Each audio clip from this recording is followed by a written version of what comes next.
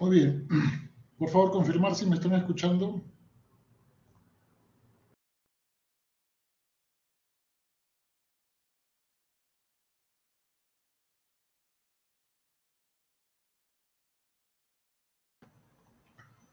Perfecto.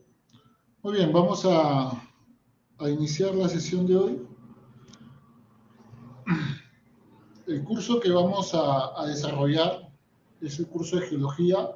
Me voy a presentar, mi nombre es Jimmy Vázquez, conmigo van a llevar el curso de Geología y voy a hacer una pequeña presentación del curso. Vamos a hablar sobre cómo va a ser el sistema de calificación y todo lo necesario para desarrollar este curso.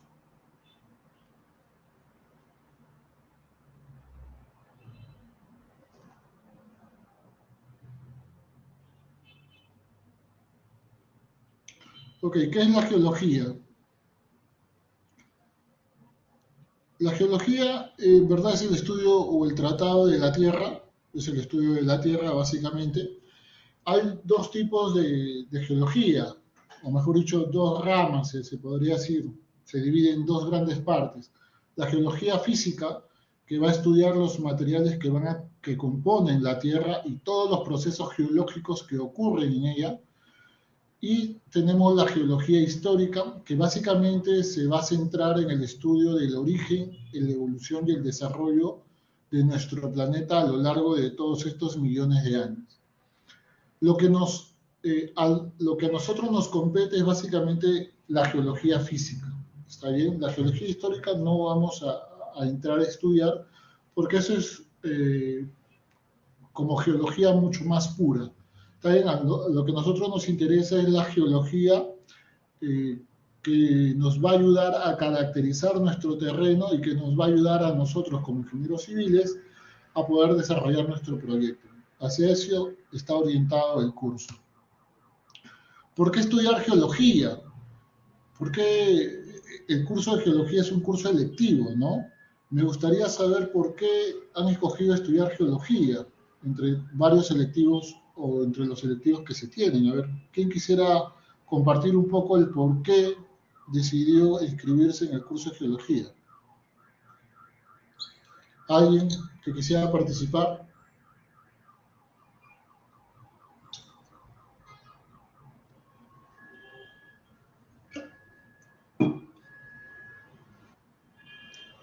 Fabián, te escucho.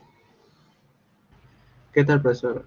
Pues me inscribí al curso porque estoy estudiando la carrera de Ingeniería Civil y la verdad creí que, bueno, creo que el curso me podría aportar más de conocimiento para lo que viene a ser mi carrera también de paso.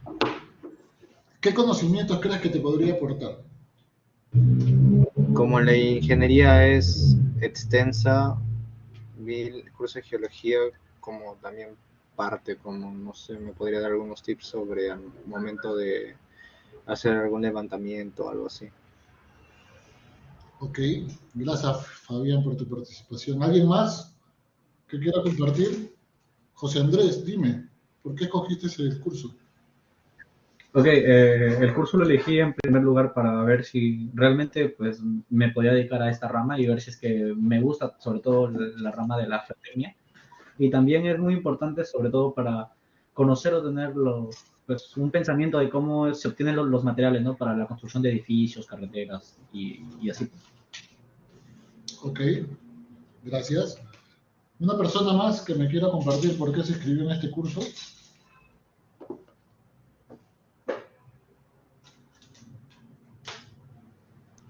¿Alguien? 38 personas. ¿Una persona más? Gino, te escuchamos. Angeli, te escuchamos.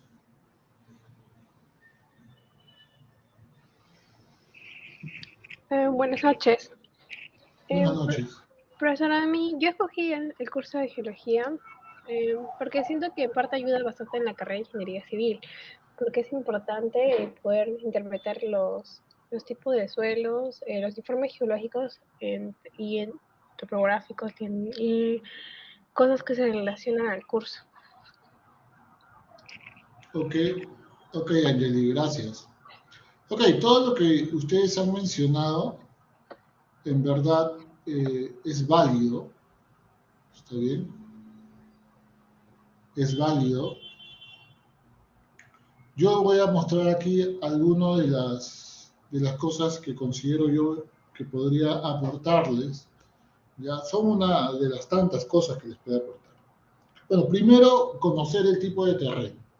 Ustedes deben entender que ustedes, como ingenieros civiles, al momento de desarrollar su proyecto, ustedes van a trabajar en dos tipos de terrenos.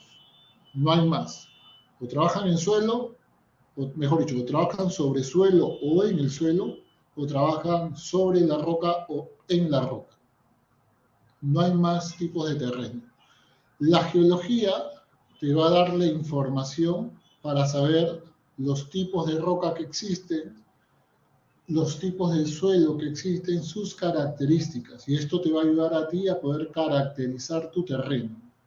¿Está bien? Eso es muy importante. El otro punto también importante es conocer los riesgos geológicos que se generan a partir de un contexto geológico. Es decir, en un determinado lugar geográfico se tiene un contexto geológico, se tiene un tipo de roca, un tipo de suelo, se tienen algunas estructuras geológicas particulares que están presentes en la zona, se tienen algún tipo de movimiento externo o interno muy particular de esta zona que van a generarme movimientos de tierra, caída de rocas, etc. Y todo eso me va a ayudar a mí a conocer los riesgos geológicos que están presentes en mi zona de trabajo. ¿Para qué me va a servir eso? Para yo poder plantear, diseñar, prevenir o mitigar esos peligros ante la construcción de mi proyecto. Para poder seleccionar los materiales de construcción, recuerden que ustedes al momento de desarrollar un trabajo, un proyecto, ustedes van a buscar material para construir. En zonas más alejadas, lo que se buscan son las famosas canteras, y esas canteras tienen que tener características muy particulares, ¿ya? Y esas canteras, que son suelos, de acuerdo al origen del suelo, ya te va a decir algunas características. Por otro lado, hay rocas que se usan de forma ornamental. Hay que saber qué tipo de rocas son. Hay rocas que se utilizan para la construcción de defensas marinas, defensas ribereñas. Hay que saber por qué escojo tal o cual roca, qué características deben tener las rocas que yo voy a utilizar, etc. También me puede ayudar para diseñar mis obras de ingeniería. Es decir, ante una característica muy particular de mi zona de trabajo, yo puedo de repente redireccionar mi obra, la puedo mover, de repente puedo modificar el diseño de tal manera que mi obra pueda convivir con ese contexto geológico que se presenta. Y también puede ayudar a la parte de gestión ambiental, porque la geología te va a brindar información sobre los recursos naturales que puedan presentarse en una zona, sobre los tipos de minerales que puede haber presente en esa zona y lo que podría ocurrir de repente al entrar en contacto de repente con aguas o con cualquier tipo de material. Por poner un ejemplo, hay rocas que contienen minerales del grupo de los sulfuros, y hay minerales dentro de este grupo que son bastante inestables, que al entrar en contacto con el agua reaccionan, generando ¿qué cosa? Las aguas ácidas. Y esas aguas ácidas, ¿qué es lo que generan? Una contaminación. Entonces, si yo estoy en mi proyecto en donde utilizo agua para poder trabajar, para poder construir, y esas aguas entran en contacto con estos minerales, puedo estar generando una contaminación en esa zona. Entonces, estos 5 puntos son algunos de los puntos en los que la geología te puede ayudar.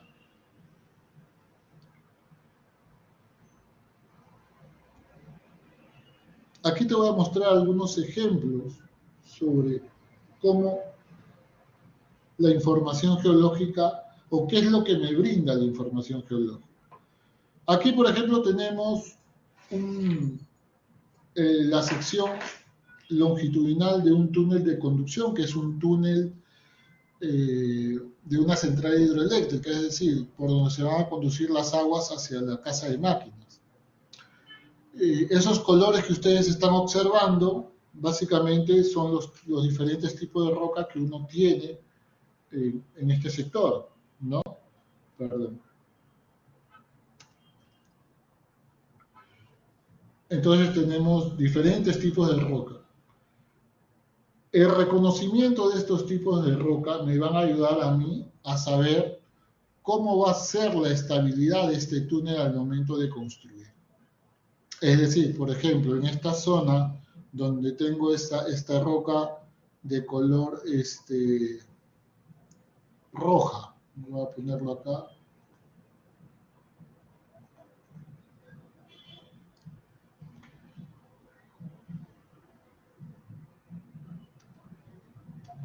Esta zona de acá, por ejemplo, en donde tengo esta roca de color roja. Esta roca tiene una resistencia bastante alta, por lo cual me indica que acá, de repente mi túnel va a tener, no va a tener problemas de estabilidad, ¿no? La estabilidad de este túnel debería ser buena. El avance del túnel, el avance de la excavación, por tener una roca buena, también debería ser buena. El sostenimiento que se va a colocar a ese túnel para evitar que colapse, de repente no va a ser poco, ¿ya? Entonces todo esto me ayuda a que el avance o el trabajo de mi túnel acá tenga una mayor eficiencia. Sin embargo, por ejemplo, en esta zona, donde tenemos una roca distinta, donde tenemos diversas estructuras geológicas que me están generando problemas, de repente en esta zona el túnel se comporte menos estable. O sea, la estabilidad sea mala. El avance va a ser menor, porque al estar algo inestable yo no voy a poder avanzar de forma rápida.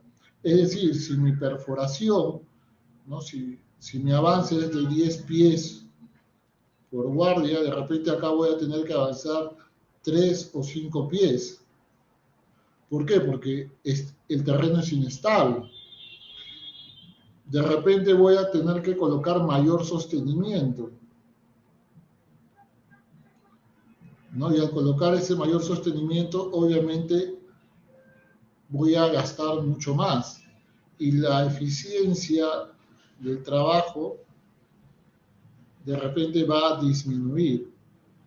Entonces, toda esta información te lo brinda la geología. Toda esta información te lo brinda la geología. ¿Está bien? Todo esto obviamente es proyectado porque el geólogo lo que hace es caminar por la superficie, por esta zona de acá. Camina el geólogo, puede hacer algunas perforaciones para poder conocer cómo es el terreno a profundidad, sacar muestras, etc. Y de acuerdo a esos criterios, el geólogo pronostica el tipo de rocas que puede tener, las estructuras que va a presentar y te va a sacar más o menos una calidad de roca por la cual tu túnel puede atravesar.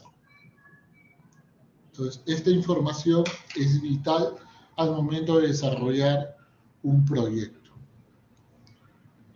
En esta otra imagen, bueno, esta es una imagen del accidente que ocurrió en la carretera central, en donde una roca cayó, ¿no? Afectando a este camión. Esto cayó directamente, a Dios gracias, a la parte trasera de este camión, y cayó otro bloque por acá, ¿no? Mucho más grande, y generando todo este destrozo en la vía de la carretera central. ¿Por qué presento este esta imagen? Bueno, lo presento porque es un evento de caída de roca. Producto, se menciona que hubo lluvias en días anteriores y la lluvia siempre va a generar que las rocas se comporten de forma inestable, porque la lluvia va a lavar muchas veces el material que puede estar cementando, bloques de roca, o simplemente genera que la resistencia de los materiales disminuya. Entonces, esta caída de roca al parecer se ha generado por estos problemas, ¿no? Por estos factores externos. Y bueno, se ha generado esa caída. Ahora, aquí lo que yo quiero destacar es que en la vía de la carretera central siempre, usualmente en verano, siempre ocurren estos eventos, huaicos, caídas, etc. Entonces, considero que si se conoce bien la geología y los problemas o los riesgos geológicos que se pueden tener, se pueden plantear soluciones ingenieriles que ayuden o eviten estas pérdidas, ¿no? Actualmente, por ejemplo, se está pensando hacer un túnel para la nueva carretera central para evitar todos estos problemas, ¿no? Entonces, ahí se está aplicando ingeniería ante un problema o ante un contexto geológico que muchas veces es desfavorable para estas vías. Aquí, por ejemplo, en esta imagen, es una imagen de una zona en Guatemala en donde ocurrió la erupción de un volcán. El volcán erupcionó y bueno, la lava y las cenizas arrasaron con todo un poblado que estaba muy cercano al volcán, quedando devastado todo eso. Entonces, ¿cuál es el problema aquí? El problema no es tanto el volcán. El problema es que sabiendo que se podría originar una erupción volcánica, la pregunta es ¿por qué habían viviendas de repente dentro de la zona de influencia de la erupción de este volcán? O sea, históricamente uno sabe cómo se ha generado la erupción de un volcán, qué zonas ha abarcado las erupciones anteriores. Y esto te puede permitir zonificar toda tu área y saber en dónde construir y en dónde no construir. ¿Está bien? Por otro lado, siempre que un volcán va a erupcionar, siempre avisa con algunos eventos. Uno de esos eventos son las fumarolas, algunos de esos eventos son los movimientos sísmicos. Entonces, que te ayudan de repente a dar una alerta para una posible evacuación. Entonces, todas estas cosas ayudan si es que tú conoces o si es que tú la utilizas a tu favor. ¿Está bien? Si tú sabes que hay un peligro, esto más que todo son riesgos geológicos, y si tú sabes que hay un riesgo, un peligro en la zona, pues tienes que prever y tienes que saber si es que puedes vivir o no con el peligro. ¿Está bien? Esto es lo que a veces también aquí en Lima pasa, que muchas veces se construye de repente en ladera de los cerros o se construye en quebradas antiguas y de esa manera al final, pensando que nunca la quebrada va a cargar, que nunca el río va a tener nuevamente su cauce natural y al final, lamentablemente, ya vemos los problemas que han sucedido. En esta imagen también se tiene un problema del no reconocimiento del terreno. Esta zona, que es la residencia Recabaren, que está en la zona de Surquillo, no sé si alguien conocerá, pero esta zona antiguamente era una cantera y cuando comenzó a realizarse o excavarse lo que es la avenida Paseo de la República, lo que conocemos como el Zanjón, por donde circula el Metropolitano, parte del material que fue excavado fue colocado en esta zona. Era una cantera antigua. Una cantera es como si fuese un estadio donde tú vas excavando y sacando material, entonces comenzaron a meter todo ese material en esa zona. Y otra gran parte la colocaron en la zona de la vía de la Costa Verde. ¿Está bien? Ahí fue colocada. Entonces,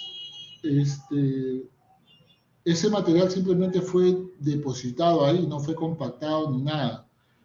Entonces, ¿qué es lo que pasó? Que cuando comenzaron a construir, es decir, los terrenos se vendieron, la gente comenzó a construir, y el propio peso de la estructura, el peso de las personas ya viviendo, de toda la logística dentro de una casa, y todo el conjunto de casas que había ahí, hicieron que las estructuras comenzaran a fallar. ¿Debido a qué? A que cuando tú colocas peso sobre un material que no está compactado, y este era un material granular porque era desmonte, etc., la estructura del suelo comienza a modificarse y comienza a compactarse, generando asentamientos. Y cuando la estructura se comienza a asentar, se comienzan a fallar o se comienza a originar estas fallas.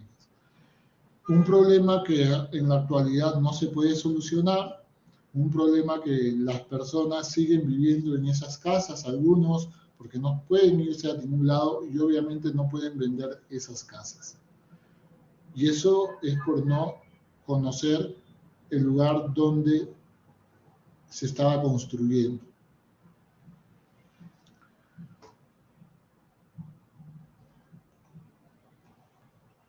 Otro problema, por ejemplo, presento esta imagen, que es el famoso puente que está en la zona de San Juan, el puente de la Solidaridad, que en el año 2017 quedó así porque su estribo se desplomó. ¿Qué es lo que pasó acá?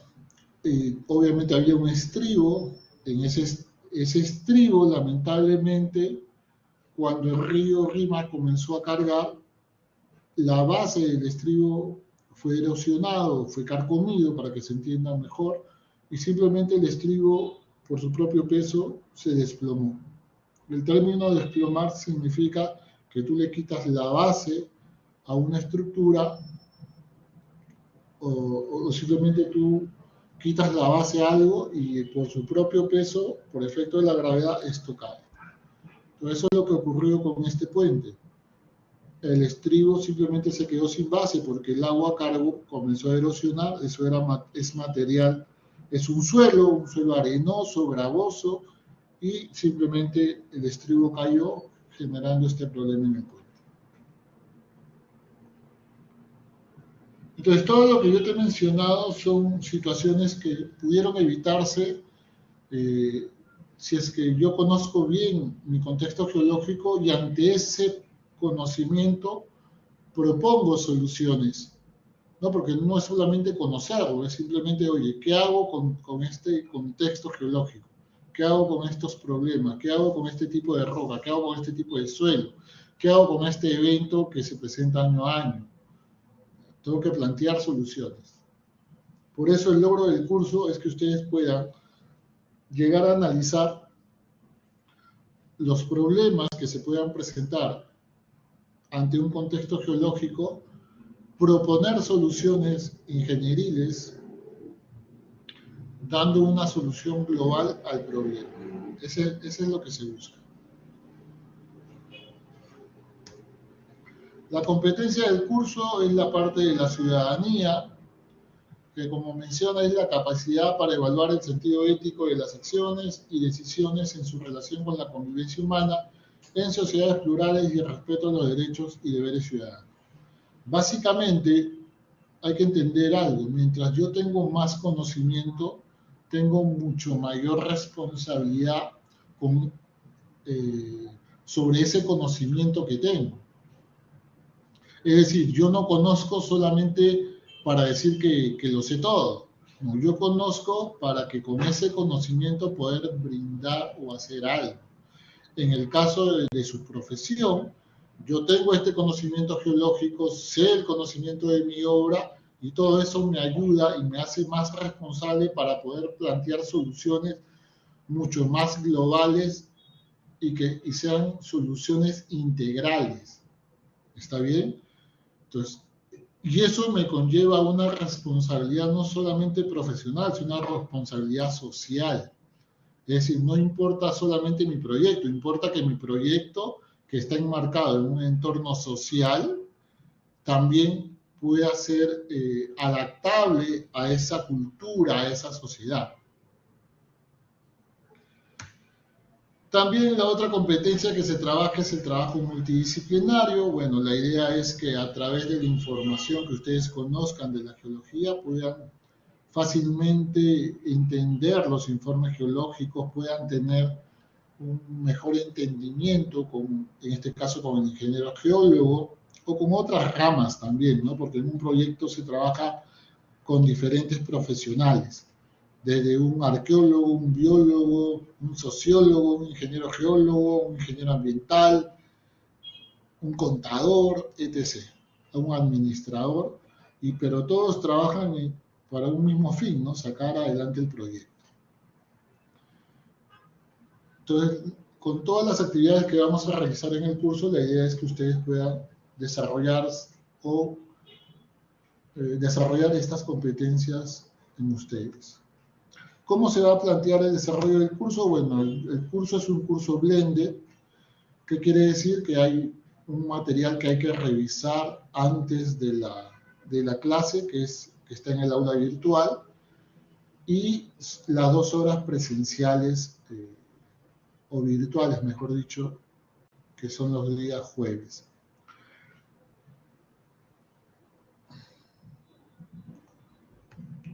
¿Cuál es el contenido del curso? Básicamente el curso se divide en 5 unidades. La primera unidad vamos a hablar sobre cómo se forman las rocas y el tipo de rocas que se generan. En la segunda unidad vamos a hablar sobre la geología estructural y vamos a un poco hablar sobre la interpretación de los planos geológicos. La tercera unidad vamos a hablar sobre las aguas, tanto las aguas subterráneas y aguas superficiales, y qué acción geológica generan esto en la corteza terrestre. En la cuarta unidad vamos a hablar sobre la geodinámica. La geodinámica se divide en geodinámica interna y geodinámica externa. En la geodinámica interna hablaremos sobre los movimientos sísmicos y en la geodinámica externa hablaremos sobre los movimientos de masa que se generan. Entre estos están los deslizamientos, los flujos, las caídas de roca, los deslizamientos de roca, etc. Y por último vamos a hablar sobre la geología, cómo se aplica la geología a la ingeniería civil. Aquí hablaremos un poco sobre los túneles, hablaremos un poco sobre los taludes y sobre los riesgos geológicos. ¿Cómo va a ser la evaluación del curso? Ya, esto de la evaluación quiero que quede claro porque lamentablemente en el aula virtual se ha clonado el aula con una información que está desactualizada. En el aula virtual te va a aparecer de repente en la semana 3 o 4, prepárate para tu práctica calificada, por ejemplo. No hay práctica calificada ahora. ¿Cómo es la evaluación del curso? ¿Cómo va a ser la evaluación del curso? Vamos a tener 3 tareas académicas, un examen parcial, un examen final y un trabajo final. ¿Está bien? Bueno, las tareas académicas, la primera tarea académica se tiene un plazo hasta la semana 7 para poder evaluarla. La tarea académica número 2 se tiene un plazo desde la semana 9 hasta la semana 15 también para poder evaluar. ¿En qué va a consistir estas 2 tareas académicas? Puede consistir en un cuestionario que te puedo realizar. Es decir, yo puedo hacer una sesión en este momento de clase, de todo, y te hago un cuestionario al final sobre el tema que hemos desarrollado, con preguntas puntuales, de tal manera que me demuestres que has comprendido el tema que te he explicado. Puede ser un cuestionario, puede ser que te mande a leer algún boletín, algún informe, y a partir de eso generarte una pequeña evaluación sobre ese informe. Puede ser que te mande a hacer un trabajo, ¿está bien? Y puede ser un conjunto de todos estos que te he mencionado, ¿está bien? Para la tarea académica 1 y tarea académica 2. Entonces, importante, estos trabajos, yo puedo hacer trabajos acá en la sesión. Es decir, se supone que todos se conectan a la clase y todos se supone que están atentos. Entonces, yo puedo mandar a hacer un trabajo aquí en clase y tomar eso como nota para tu tarea académica. ¿Está bien? Entonces, es importante que ustedes estén conectados y estén presentes y estén atentos a la clase. ¿De acuerdo? La tarea académica número 3 consiste, ya hemos dicho que el curso es un curso blended y que dentro de cada semana va a haber algún material que hay que revisar. ¿Está bien? Son 15 semanas, 14 semanas, perdón, y dentro de esas 14 semanas hay 10 semanas donde hay cuestionarios. Es decir, después de tú revisar la información, vas a resolver un cuestionario. Ese cuestionario tiene puntaje máximo 2 puntos. Entonces, 2 por 10 cuestionarios serían 20. Ahí tienes tu nota de la TA3.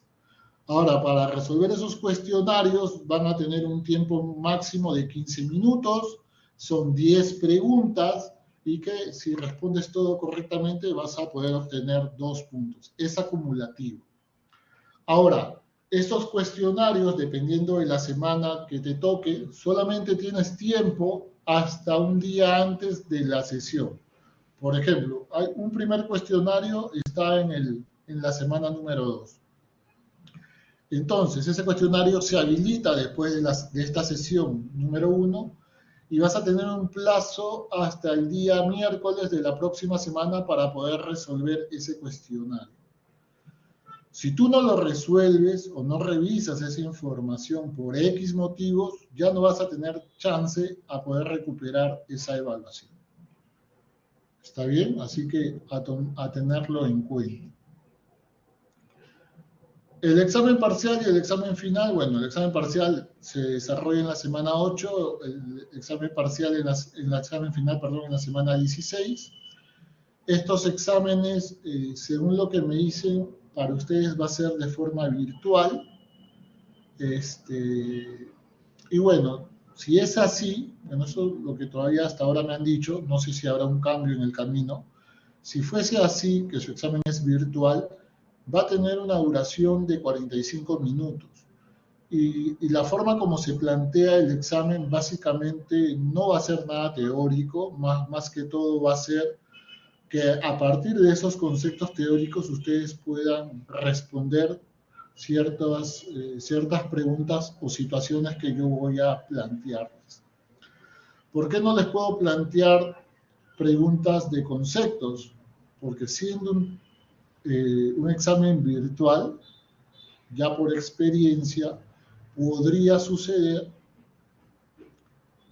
que pueda haber copia del material que se les ha brindado. ¿Está bien? Y ya, en verdad, hay diversas formas de poder responder estas preguntas que les menciono, lamentablemente, que al final no demuestran que los alumnos tengan el conocimiento que se solicita.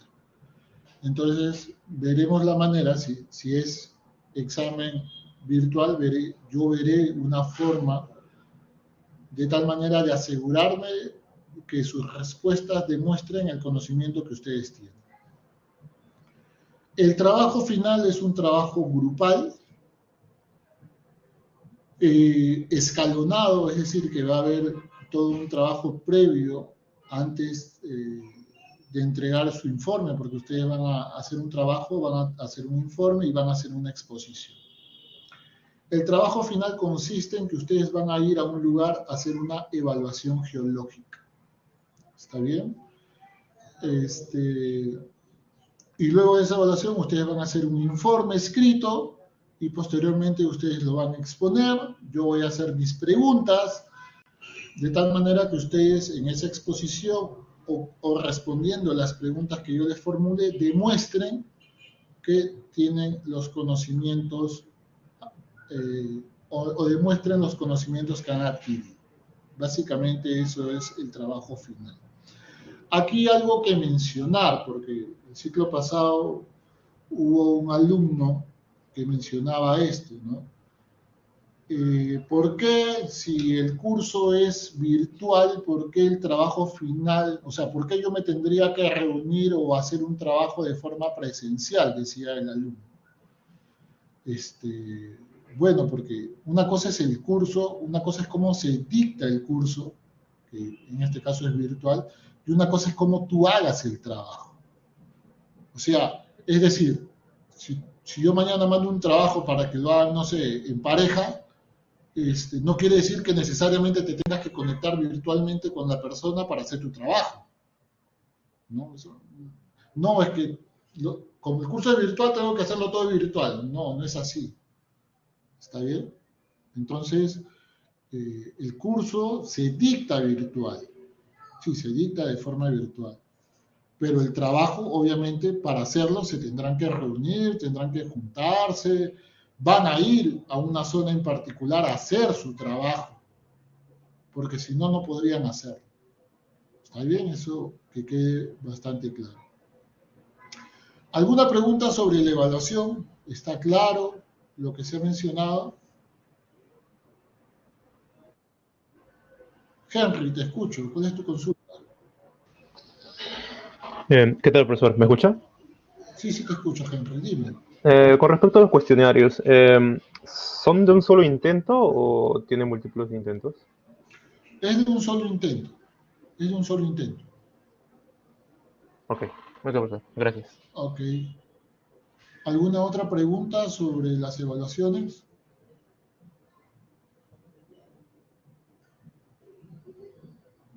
Ok, ninguna. Por favor, pongan su carita feliz para saber que están de acuerdo, que todo está claro hasta el momento. Ponen carita feliz, carita feliz. Eso lo encuentran ahí en la zona donde está para cerrar sesión, ahí ponen ahí feliz. Así, muy bien. Por favor. Muy bien.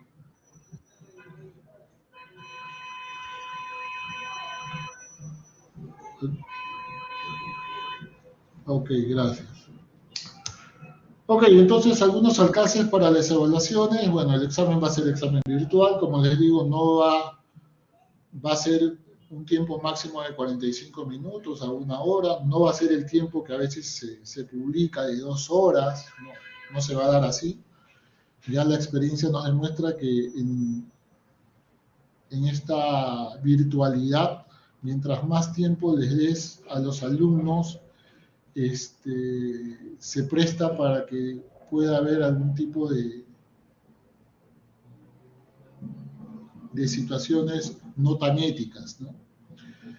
El trabajo académico, bueno, tienen que revisar su material semana a semana, y el trabajo final, bueno, que es grupal, se presenta un informe y hay una exposición, ¿no? Algunas pautas para el desarrollo del curso, siempre se va a tomar lista a inicio de clase. Importante mencionar algo. Ustedes al momento de inscribirse en este curso que es virtual deben haber firmado un documento en donde ustedes declaran tener las herramientas necesarias para poder llevar el curso de forma virtual. Entre esas cosas o entre esas herramientas ustedes han declarado que cuentan con cámara y cuentan con micrófono. Ahora, ustedes en un aula virtual deberían encender todas sus cámaras. Ahorita no hay ninguno con cámara encendida. ¿Está bien? Ninguno está con cámara encendida. Entonces, deben encender sus cámaras. Segundo, al momento de participar y tomar asistencia, deben encender sus micrófonos. ¿Está bien? Porque si no, el único que va a hablar acá en clase voy a ser yo. Entonces, yo sé que hay un chat en el aula virtual. Entonces, lo que yo voy a hacer a partir de ahora es desconectar el chat para que cualquier persona que quiera participar, hacer alguna pregunta o algo, encienda su micrófono y participe. Alguien me podrá decir, pucha, que no es justo, que de repente uno no puede hablar. A ver, Ustedes se han inscrito en este curso, ustedes escogieron el horario, el día, y se entiende que ustedes, los que están conectados, están solamente haciendo el curso. O sea, si alguien me dice, no, es que estoy en la calle, que estoy en el carro, que estoy en una consulta médica, que estoy viajando, que estoy en la obra, no. O sea, tú te inscribiste, tú escogiste el horario. ¿Está bien? Por tanto, se entiende que tú estás sentado escuchando la clase, tomando apuntes. ¿Está bien? Entonces, no es que yo sea malo. Yo estoy buscando que ustedes participen. ¿Está bien? Entonces, por eso voy a desconectar el chat y lo voy a hacer desde este momento.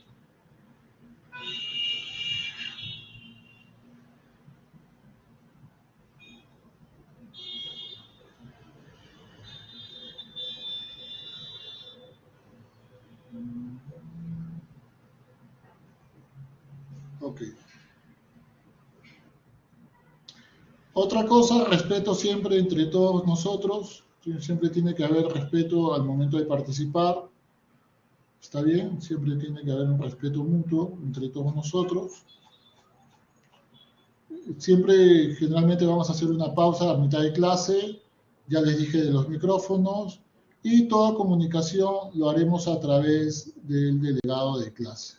¿Está bien? Ahora, lo que toca es escoger al delegado o delegada del curso. El delegado básicamente es para poder brindar información o entrar en contacto con el docente. El delegado, la función básica es representar a los alumnos en la reunión de delegados, en donde el delegado lleva la voz o los pedidos o las quejas, o en todo caso, bueno, no solamente hay que llevar quejas, ¿no? Sino también decir, el curso es bueno por esto, que creemos que podría seguir mejorando en este aspecto. O sea, siempre mencionar cosas buenas y malas, ¿no? En todo caso. Pero bueno, lleva la voz de los alumnos en las reuniones de delegados. Y siempre el delegado apoya en recordar ciertas actividades o evaluaciones que se tengan a los compañeros. ¿Ya? Básicamente eso es. Mi comunicación con el delegado y con todos ustedes siempre va a ser a través del correo que he dejado en el aula virtual, en la sección de anuncios. He dejado mi correo para que cualquier cosa me puedan escribir y por ahí comunicarlo. Eso sí, la contestación de sus correos, o mejor dicho, cuando ustedes me escriban un correo, tienen que mencionar a qué curso pertenecen, cuál es la sección a la que pertenecen y, bueno, la consulta que quieran hacer. ¿Está bien? Y la contestación de esos correos va a ser de lunes a viernes. ¿Ya? Fin de semana no se contestan correos. ¿Está bien? Para que lo tengan siempre en cuenta. ¿Alguna persona que quiera ser delegado del curso?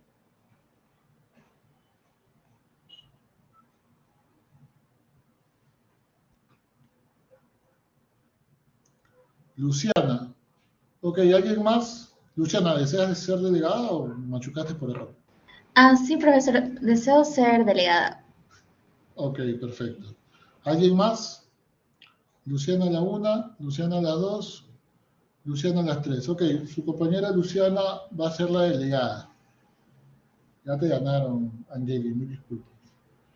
Luciana va a ser la delegada.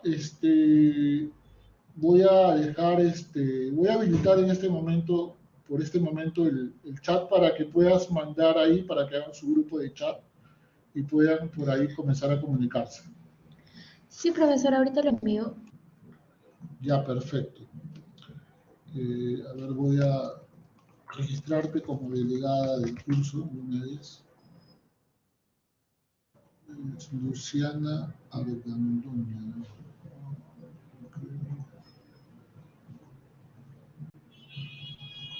Ok. Listo. Entonces, vamos a hacer una pausa de unos 10 minutos. Por ahí manden, su delegada les va a mandar el link para que puedan unirse a su grupo de chat. Y en 10 minutos vuelvo para poder desarrollar la sesión correspondiente a esta semana. ¿De acuerdo? Entonces, en 10 minutos lo vuelvo a ver.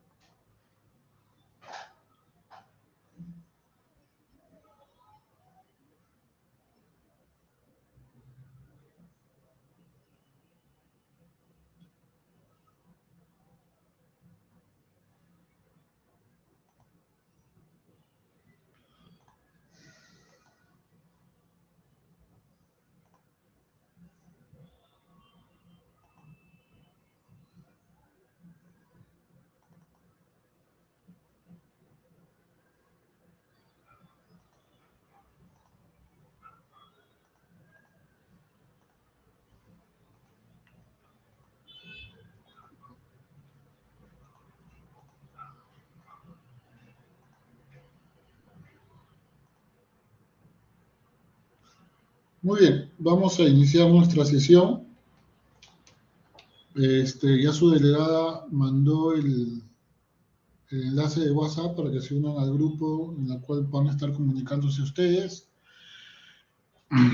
Ya desactivé el chat, como se los he mencionado, y agradecería que durante la exposición, si tienen alguna consulta, bueno, ya alzan su mano y encienden su micrófono para hacer su consulta. Y agradecería también que puedan encender sus cámaras, ¿no? Ninguno está con cámara encendida. Bueno, acuérdense que el curso exige que tengan cámaras encendidas, porque si no, no sabemos si es que están presentes o no.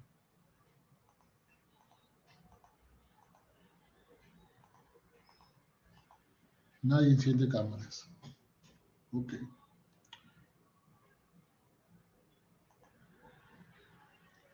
Muy bien.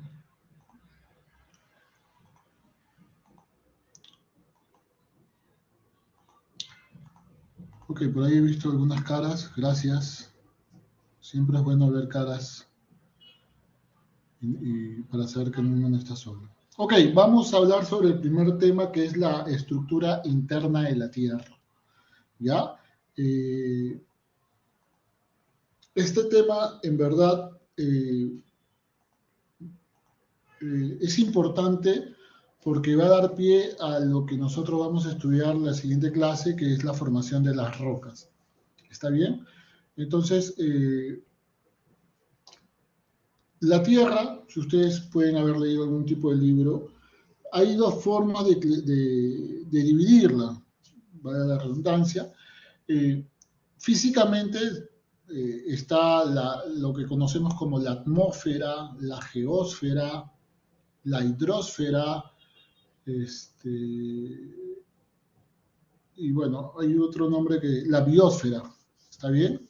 Que es la parte del aire, la parte de la tierra, la parte del agua y de los seres vivos, ¿no? Eso es en cuestión física, cómo se divide el planeta.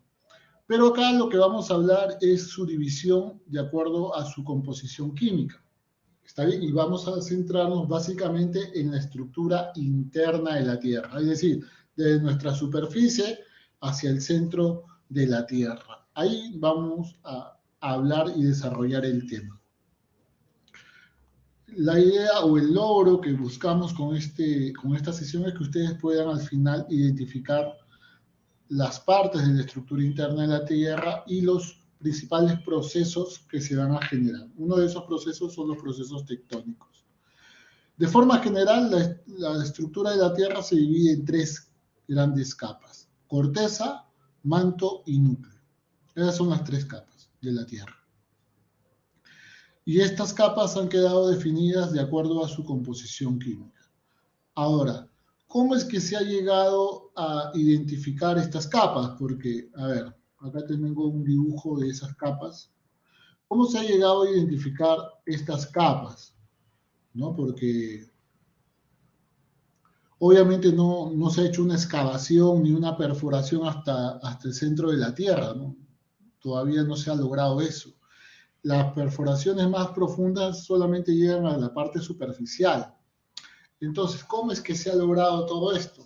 Bueno, a través de métodos indirectos. Uno de los métodos indirectos es a través de las ondas sísmicas. Es decir, las ondas sísmicas pueden viajar sobre cualquier tipo de material. Entre las ondas sísmicas tenemos dos ondas que son ondas principales, que es la onda P y la onda S, que son ondas primarias. Estas ondas primarias son las que viajan a través de diferentes materiales. La onda P viaja por todo tipo de material. La onda S solamente viaja por materiales sólidos. Entonces, las ondas viajan, o mejor dicho, las ondas, o se generan en las ondas un cambio en su trayectoria y un cambio en su velocidad cuando las ondas atraviesan diferentes materiales. Es decir, por ejemplo, si la onda pasa de un material menos denso a un material más denso, la velocidad aumenta. En cambio, en un material menos denso, la velocidad disminuye. Y no solamente la velocidad disminuye, sino también la amplitud de la onda aumenta. O sea, disminuye la velocidad y aumenta la amplitud en un material menos denso. Ejemplo de eso, cuando ocurre un movimiento sísmico. Cuando ocurre un movimiento sísmico, donde más se siente es en una zona donde hay arenas. Un material menos denso. Ahí la onda va a demorar en pasar ese material y va a sacudir mucho más. En cambio, cuando la onda pasa, por ejemplo, sobre roca, va a pasar mucho más rápido y la amplitud no se va a amplificar, sino que va a seguir. Entonces hay menos daño cuando la onda pasa sobre roca que cuando la onda pasa sobre un material arenoso, por poner un ejemplo. Entonces, estos cambios de trayectoria y cambios de velocidad han ayudado a poder identificar estas zonas que les he mencionado, ¿no? Corteza, manto y núcleo. ¿Está bien? Además, aparte de esa información de las ondas sísmicas, también se han estudiado los meteoritos que han podido caer en nuestro planeta, porque se entiende que los meteoritos son parte de un antiguo planeta que ha sido destruido. Entonces, se analizan estos meteoritos y básicamente se hace una semejanza, ¿no? Porque se entiende que los planetas deben estar constituidos por compuestos similares. Entonces, hacen una semejanza y por eso también mencionan que hay algunos elementos que se repiten dentro del interior de la Tierra. Básicamente eso es la información que se tiene hasta la actualidad. ¿Está bien? Entonces, bajo ese contexto es que se ha dividido el interior de la Tierra en estas tres capas. Corteza, manto y núcleo. ¿De acuerdo?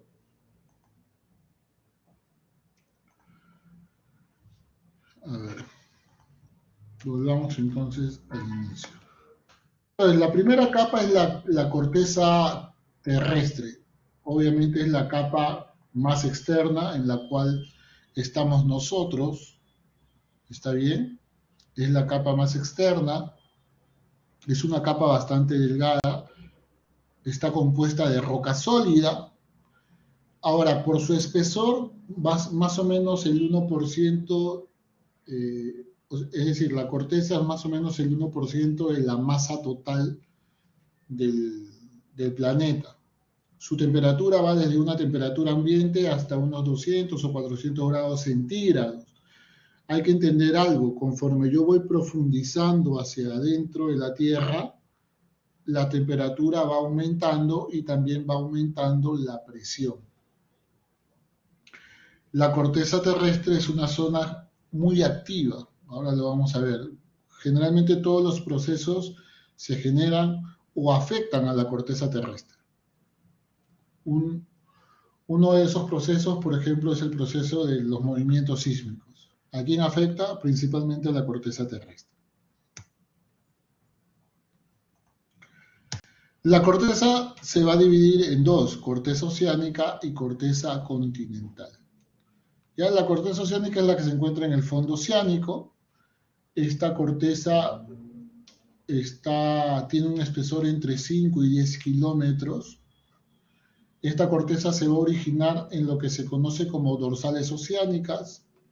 Tiene una densidad promedio de 3 gramos centímetro cúbico y está compuesto por el basalto, que es una roca ígnea. Está bien, solamente quédense con ese nombre. Basalto. ¿Ya?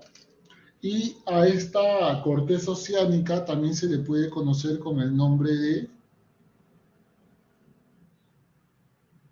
sima. ¿Por qué sima? Porque sus rocas, o las rocas que componen esta corteza, que básicamente son rocas similares o bastante uniformes, están compuestas de silicato y están compuestas de magnesio. Por eso el nombre de sima. Entonces, en algunas bibliografías pueden encontrar este término de sima. La corteza continental, a diferencia de la corteza oceánica, que tiene un espesor entre 5 y 10 kilómetros, la corteza puede llegar a tener un promedio de 40 kilómetros de espesor y en zonas montañosas puede llegar hasta 70 kilómetros de espesor. La densidad es mucho menor, porque hemos dicho que en la corteza oceánica su densidad es de 3 gramos, aquí la densidad es de 2,7, y a diferencia de la corteza oceánica, aquí está compuesto de basalto, que es una roca ígnea, pero es una roca ígnea del tipo extrusiva. Tengan ese término simplemente por conocimiento. La próxima semana que hablemos sobre esto ya lo vamos a detallar mucho mejor. Pero la roca continental, la corteza continental está principalmente compuesta de esta roca que es el granito, que es una roca ígnea también.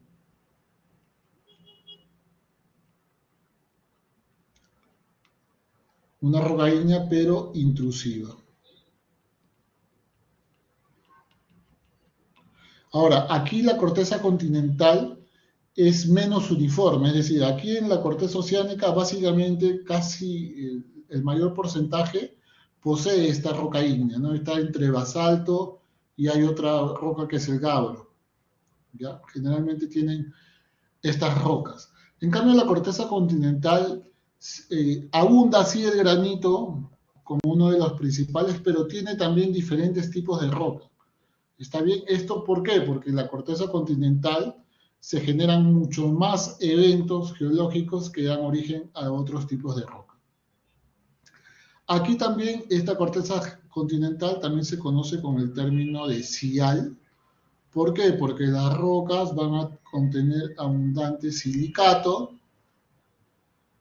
que van a ser ricas también en aluminio, por eso sial.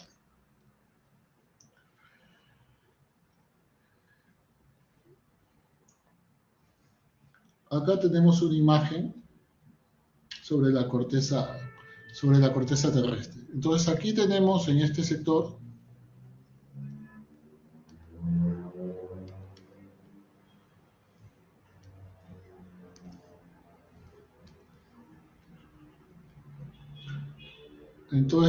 tenemos la corteza oceánica en el fondo marino.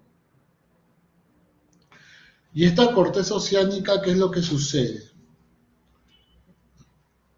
Debajo de la corteza, por debajo, va a haber una capa que se llama astenósfera. En esta astenósfera lo que hay es material fundido.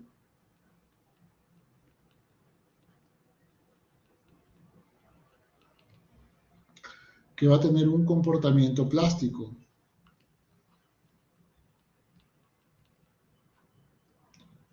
Y que va a poseer una alta temperatura. Y este material va a querer, obviamente, salir hacia la superficie. Y en ese salir hacia la superficie va a salir por una abertura que se conoce como dorsal oceánica. Entonces, por aquí sale este material fundido que rápidamente se enfría y se solidifica, generando una nueva roca. Es por eso que a comparación de la corteza continental, la corteza oceánica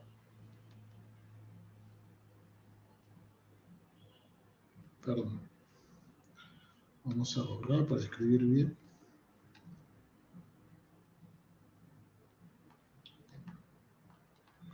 La corteza oceánica es más joven que la corteza continental. ¿Por qué? Porque se entiende que continuamente, bueno, no cada rato, pero sale este material fundido y genera una nueva roca, genera siempre una nueva roca. Aquí la corteza continental hemos dicho que es mucho más gruesa que la corteza oceánica, principalmente en zonas montañosas. ¿Qué es lo que pasa aquí en la corteza continental. Básicamente es esto, ¿no? Imagínate que yo tengo mi corteza continental, imagínate que sea la zona de los Andes, ¿ya? Para mantener el equilibrio, ya que toda esta corteza, como te menciono, va a estar sobre esta capa que es la astenósfera, que es un material fundido, ¿está bien? Para que mantenga su equilibrio, ¿qué es lo que va a pasar? Que aquí la corteza se va a engrosar.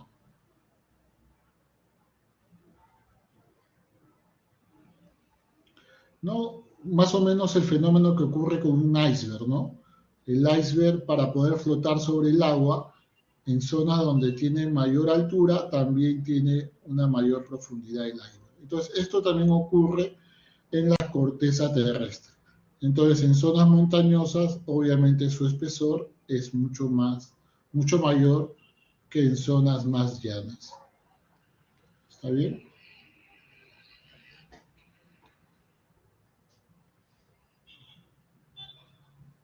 Posteriormente voy a explicar cómo es que se genera esta corteza continental, ¿ya? Porque necesitamos un poco de teoría adicional. ¿Hasta ahí alguna pregunta?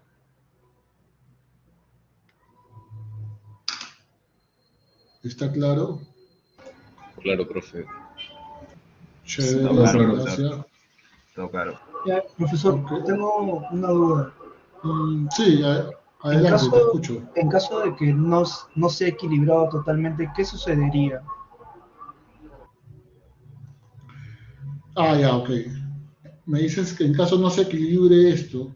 Bueno, en verdad siempre va a estar en equilibrio, porque si no se equilibraría, o sea, hablando idealmente, lo único que pasaría es que esto se levantaría, pues. O sea, esto de acá se levantaría, flotaría mucho más. Pero no es así. Es más, o sea, independientemente que esto tenga un mayor espesor, físicamente también lo que se va a generar es que cuando tú tienes una mayor altura de la corteza, este material se va a ir desgastando producto del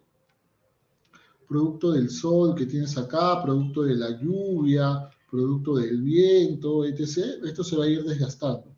Y este material, obviamente, a estar a una gran altura, va a comenzar a transportarse hacia zonas más bajas. Entonces, ¿qué es lo que vas a tener? Que tu altura se va a ir reduciendo. Entonces, imagínate que acá a unos cientos de años tu altura sería esta.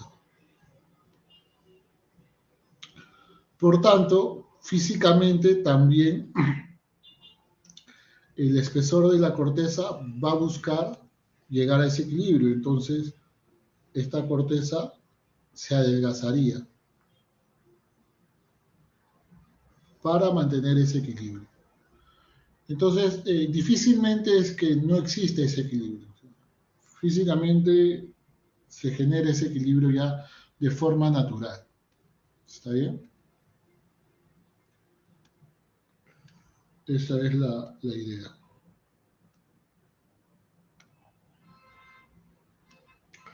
Ok. Pasemos a la segunda capa, que vendría a ser el manto.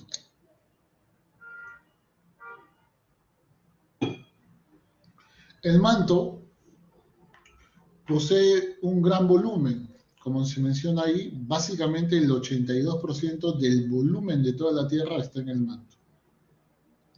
Su espesor puede llegar o llega aproximadamente a unos 2.900 kilómetros.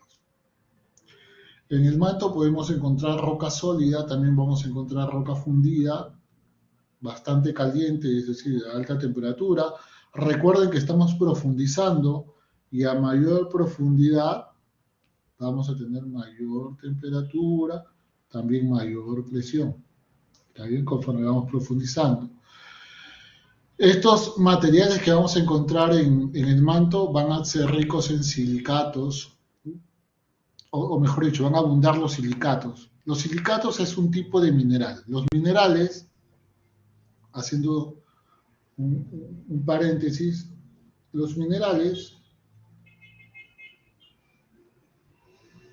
que son compuestos químicos,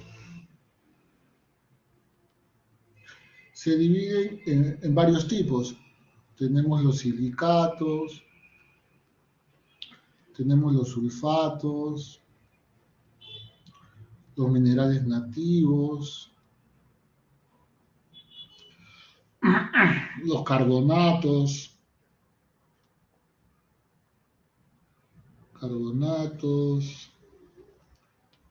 etc. Hay varios tipos, hay varios grupos de minerales, ¿ya? Uno de esos grupos de minerales son los silicatos, que están compuestos principalmente de silicio, ¿ya? Obviamente el silicio o el sílice va a reaccionar con el oxígeno y ellos reaccionan con diferentes compuestos químicos. ¿Ya? Entonces, en el manto vamos a tener silicatos que van a tener hierro y magnesio. Es por eso, el hierro, por ejemplo, le va a dar una gran temperatura a esta zona de acá. Como les mencioné, en el manto hay una parte que tenemos roca sólida, pero también tenemos rocas suaves, rocas que van a tener un comportamiento plástico. El manto, de forma general, se va a dividir en tres zonas. Manto superior, va a haber una zona de transición, que básicamente esta zona de transición está en el manto superior, pero está al final del manto superior, y tenemos el manto inferior. ¿Está bien? Eso, de esa forma se divide. Ahora, el manto superior es una roca sólida, alcanza una profundidad de hasta 660 kilómetros, midiendo desde la corteza. Y aquí hay algo interesante. Nosotros tenemos aquí la corteza, ¿no? Todo esto es la corteza. Todo esto es la corteza, lo que estoy sombreando, todo eso es la corteza. Ahora, la corteza, junto con... No se nota, a ver.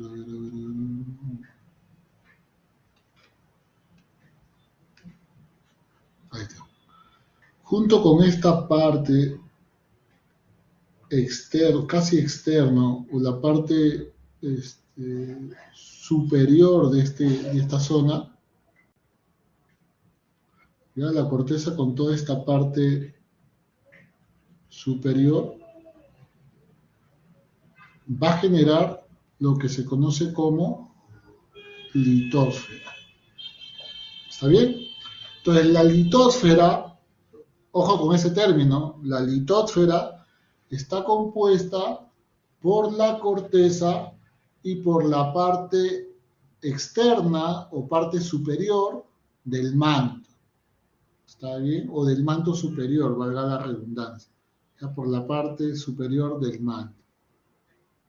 Y debajo de la litósfera tenemos esta capa, que ya se los había mencionado. Tenemos la astenosfera. ¿Qué habíamos dicho que está la astenosfera? Habíamos dicho que se encuentra material fundido, que tiene un comportamiento plástico, que tiene temperatura elevada. Entonces, básicamente la litósfera está sobre la astenosfera. ¿Está bien? La litósfera está sobre la astenosfera. Eso tenganlo muy presente. Bueno, en la zona de transición, básicamente, como ya les mencioné, es la parte inferior del manto superior. Aquí, esta zona va a impedir el intercambio del material entre el manto superior y el manto inferior. Esta zona de transición va a representar el 10% del volumen terrestre y tiene una gran capacidad por retener agua. Está bien, eso también le da o permite que esta agua filtre hacia diversas zonas y que tenga una mayor movilidad. Luego viene el manto inferior, que tiene una gran temperatura, una gran densidad, y este manto inferior, entiéndase, hemos dicho que el manto Vamos a dibujarlo acá para que se entienda de repente. Hemos dicho que tenemos una primera capa que vendría a ser la corteza, ¿no? Corteza continental o corteza oceánica. De ahí viene el manto, ¿no? Y el manto hemos dicho que tiene, ocupa casi el 82%, o sea, si este es el centro, el manto sería más o menos así, pues. Todo este es el espesor del manto. Pero de todo ese espesor, ya imaginemos que esta partecita nomás es tu manto superior. Todo esto es tu manto superior. Y todo lo demás, es decir, todo esto, vendría a ser tu manto inferior. Eso es lo que se está diciendo. De repente gráficamente se entiende mucho mejor.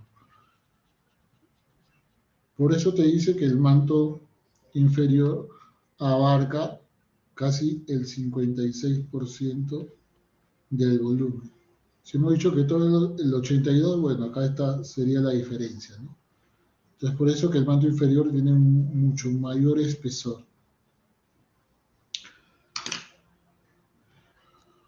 Bueno, esto ya lo hemos explicado. Y en el contacto entre el manto inferior y lo que vendría a ser el núcleo, ya en esta zona de acá, tenemos una pequeña capa, antes de llegar a pasar al núcleo, tenemos una pequeña capa que se conoce como la capa D'. Esto de acá es capa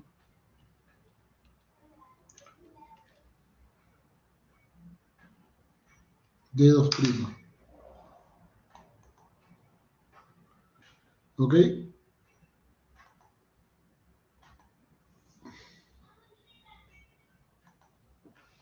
Entonces, esa capa es el límite entre el manto y el núcleo. Su composición y su temperatura va a variar de forma horizontal. Y en esta capa, ¿qué es lo que va a suceder? Acá voy a aprovechar este dibujo. En esta capa se asume o se cree, por lo menos, que este material de la litósfera, que hemos dicho que es la litósfera está compuesta por la corteza y la parte superior del manto. Entonces, se dice que el material que se comienza a destruir en la litósfera desciende o llega hasta esta capa D. Como esta capa D tiene una alta temperatura, se va a fundir este material. Y una vez fundido, el material fundido va a querer salir nuevamente hacia el exterior, generando pequeños pulsos de material, ¿no? Pequeños pulsos de material fundido que quieren salir o que básicamente se van hacia el exterior, ¿no? Hacia el manto superior. Esa es la capa D2'.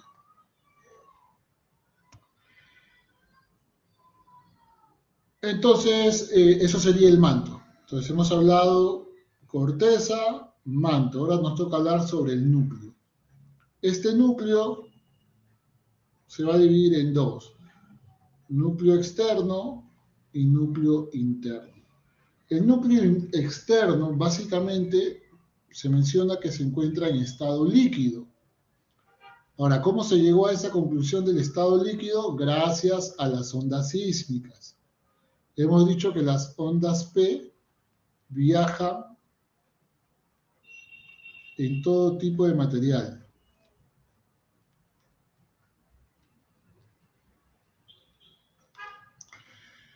Y las ondas S, habíamos mencionado que las ondas S solo viajan en material sólido. Entonces, los científicos al no registrar en esta zona estas ondas S, concluyeron, si no se registra esas ondas S que viajan solamente en material sólido, entonces quiere decir que este núcleo es estado líquido. Así, esa fue la conclusión. El núcleo externo, miren, tiene una alta densidad que es de 9,9 gramos centímetro cúbico y está constituido principalmente por fierro y níquel. También tiene azufre, oxígeno, silicio e hidrógeno.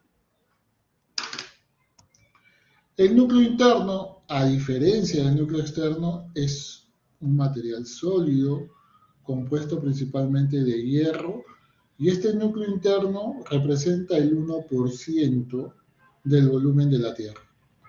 Alcanza una gran temperatura debido a que el punto de fusión del hierro es bastante alto. Está bien, es bastante alto, y a pesar que tiene esta temperatura no se llega a fundir, es por eso que es sólido.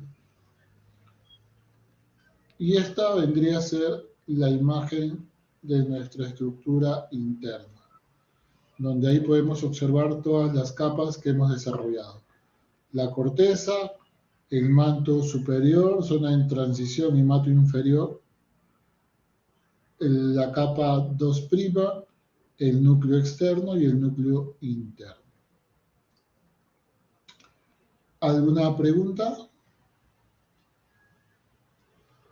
Si todo está claro, por favor, ahí donde aparecen sus caritas, donde dice ausente y cerrar sesión, ponen carita feliz para saber que todo está ok.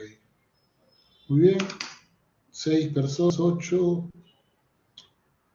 7 personas, 9 personas, 10, 11.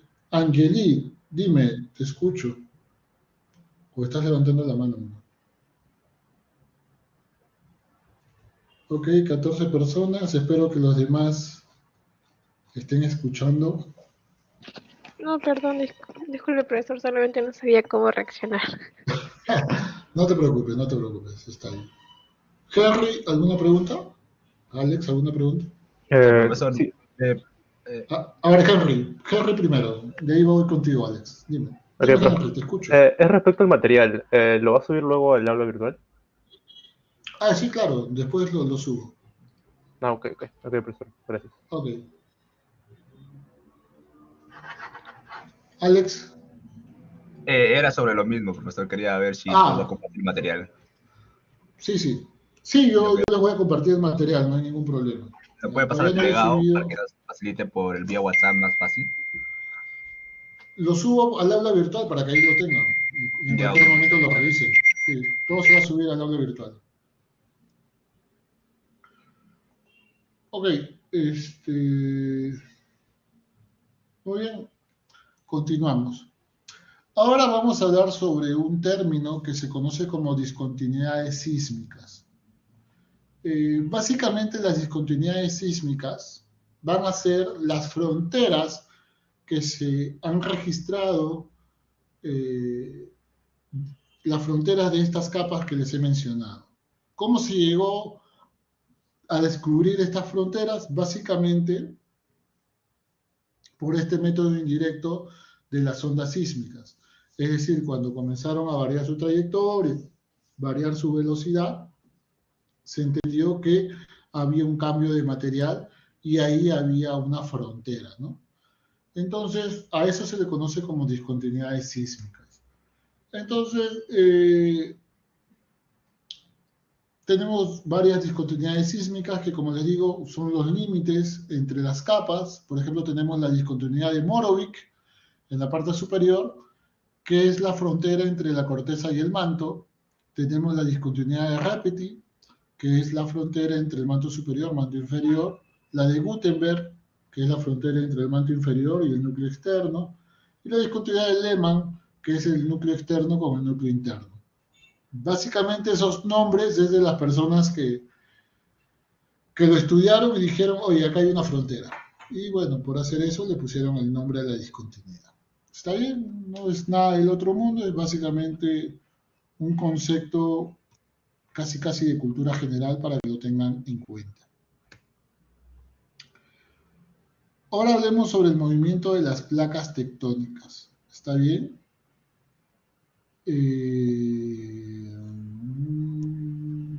Ok, primero vamos a definir qué es una placa tectónica. Hemos dicho que la litosfera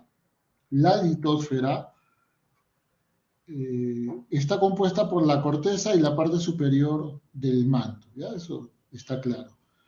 Ahora, la litosfera vendría a ser toda la superficie del planeta, ¿no? Todo lo que recubre el planeta, por ponerlo de alguna manera. Es como si fuese la cáscara de una naranja, ¿ya? Pero esa cáscara que recubre todo nuestro planeta está fragmentado. ¿Está bien? Está fragmentado.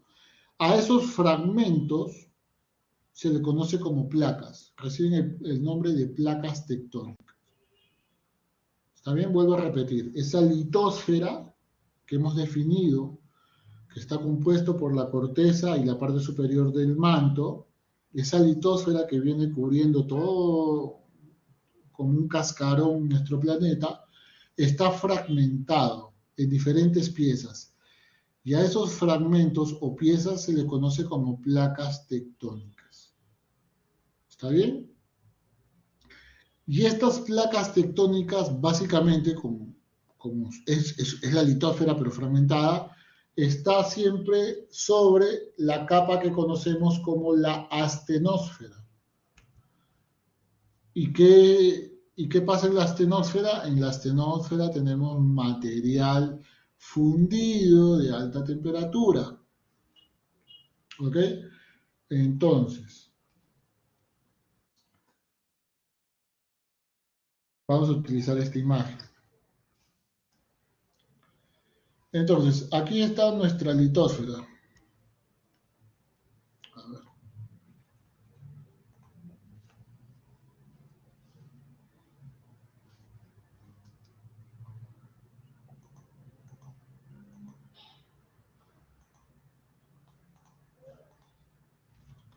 Ok, aquí está nuestra litosfera.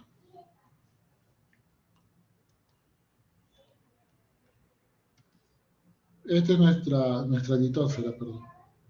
¿Está bien todo eso?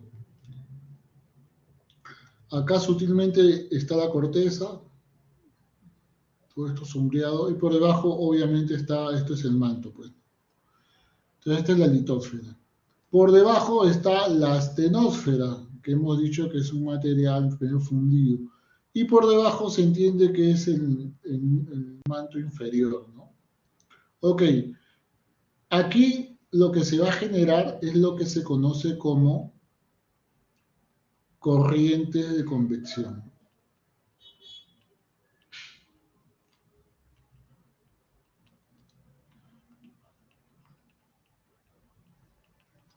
¿Qué es la corriente de convección? Es lo que ocurre en una tetera. ¿Cómo es eso? Ok. En una tetera, la molécula de agua que está en la parte inferior de la tetera, voy a imaginar que esta es mi tetera, la molécula que está en la parte inferior, en donde está el fuego, está prácticamente en contacto con el fuego, como su temperatura aumenta, esta molécula va a querer enfriarse y esta molécula se mueve hacia la parte superior. Pero las moléculas que están acá a una temperatura mucho menor van a buscar calentarse y estas moléculas van a descender, generándose estas corrientes cíclicas. ¿Está bien? Ese mismo efecto ocurre aquí en la astenosfera. El material que está caliente va a comenzar a ascender y el material que está menos caliente va a comenzar a descender, generando estas corrientes, ¿no? en varios lugares. Entonces, estas corrientes lo que van a hacer es que van a comenzar o van a ayudar a que estas placas tectónicas se comiencen a mover. Serían como pequeñas fajas por donde van a deslizar estas placas tectónicas. Entonces, estas placas pueden suceder varias formas. o las placas se separan, o las placas se chocan, o las placas se deslizan unas con otras. La dorsal oceánica, que ya lo hemos mencionado, que es donde se forma la corteza oceánica, es donde las placas se están separando, ¿no? Y donde, como se está generando una abertura, este material caliente también tiende a salir.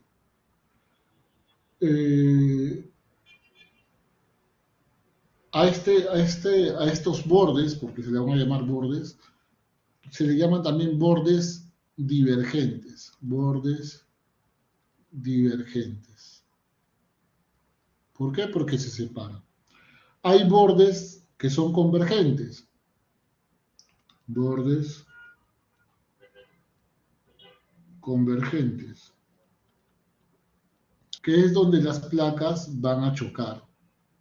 Entonces, en este choque de placas, como si ustedes están observando acá, ¿qué es lo que va a pasar? Por ejemplo, acá se están chocando. Y acá, en forma particular, esta corteza oceánica, que tiene una densidad de 3, ¿se acuerda que dijimos que tenía una densidad de 3 gramos centímetro cúbico y que la corteza continental tenía una densidad de 2,7? Como la corteza oceánica tiene mayor densidad, esta corteza se está metiendo por debajo de esta corteza continental. Y aquí, ¿qué es lo que se está generando? Se está generando un friccionamiento, se está generando un aumento de temperatura y un aumento de presión. ¿Y qué es lo que va a originar? Va a originar que el material se comience a fundir, generando procesos que van a dar origen a los volcanes, que van a dar origen a nuevas rocas y que van a generar también movimientos sísmicos por ese friccionamiento. Van a generar movimientos sísmicos. Esto es cuando choca una placa oceánica con una placa continental. Profesor, ¿se pueden chocar dos placas continentales? Sí. Cuando se chocan dos placas continentales, estas se pliegan y se van a levantar. Ahí es donde, por ejemplo, los Himalaya se ha producido por eso, por ese choque de las placas y se comienza a levantar. Entonces, recapitulando, las placas tectónicas, ¿ya? Que básicamente es la litósfera fragmentada, estas placas tectónicas se mueven sobre la astenosfera gracias a ¿qué? Gracias a las corrientes de convección. Y en ese movimiento las placas van a separarse, van a chocar o van a trasladarse entre ellas. Esos son los movimientos que se generan con las placas tectónicas. Existen 7 placas tectónicas principales. ¿Está bien? Ahí ustedes ven ese plano. Existen 7 placas tectónicas. Y como le digo, estas placas van a generar procesos volcánicos, van a generar procesos sísmicos y van a dar origen a nuevas rocas. Es por eso que en nuestra zona, donde choca la placa de Nazca y la placa sudamericana, tenemos movimientos sísmicos, no solamente aquí, sino en todo este sector que se conoce como el cinturón circunpacífico. No es toda esta zona de acá, toda esta zona en donde siempre ocurren movimientos sísmicos. Esto viene por acá también, por esta zona donde está Japón, China, toda esta zona. ¿Está bien? Es por eso que cuando por acá ocurren movimientos sísmicos, tenemos que estar alerta porque se nos viene un posible tsunami, ¿no? Entonces, todo este es el cinturón circunpacífico. Gracias a este choque de placas, como les menciono, también se comienzan a generar arcos volcánicos. Es por eso que nosotros en la parte sur de Perú tenemos volcanes. Pero también tenemos toda esta cordillera de los Andes. ¿Debido a qué? Debido a este choque de placas. Por acá están los Himalayas también que se chocan, también se está generando. ¿Está bien? Entonces, todos estos procesos es debido al choque de placas tectónicas. ¿Ok? Muy bien. Esto de acá lo continuamos en la siguiente clase. ¿Está bien? Hay material también para que puedan revisar y puedan complementar esta teoría de la deriva continental. ¿Ya? Antes de terminar, quería mencionarles que el próximo jueves es Jueves Santo, no vamos a tener clase. Sin embargo, necesitamos recuperar esa clase. O sea, la universidad pide que se recupere esa clase. Entonces, se necesitan 2 horas para poder recuperar. Entonces, quería proponerles que pueda ser el día...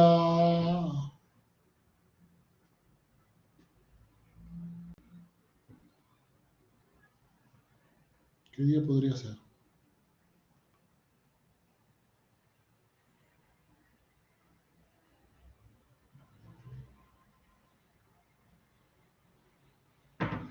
Podría ser el mismo jueves, el mismo Jueves Santo.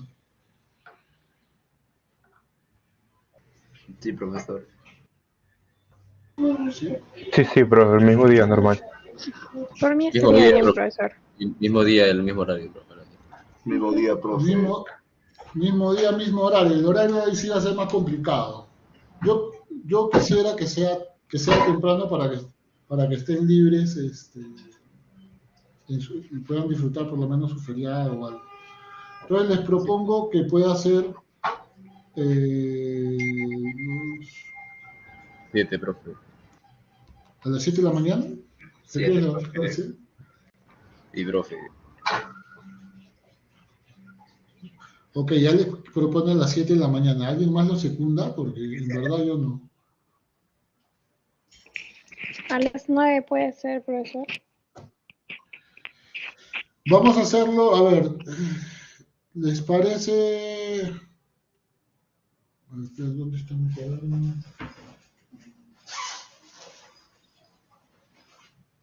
Tengo que pensar algo.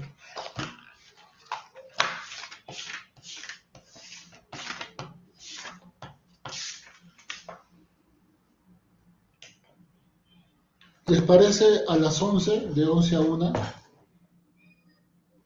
De 11 a 1, el día jueves. Sí, profesor. Voy a hacer Ok. presentación. De 11 a 1, ¿está bien? Ok, entonces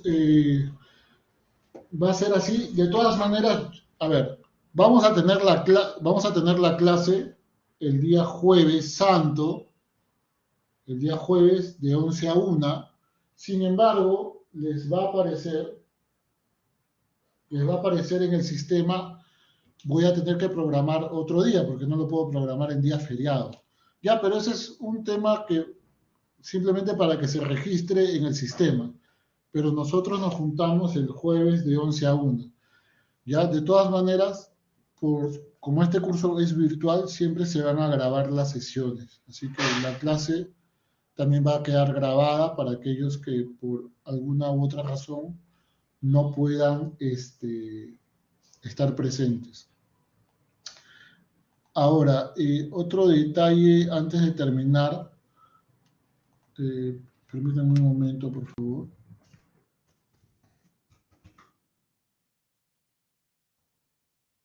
Wow, se me fue. Espérense un momentito, por favor.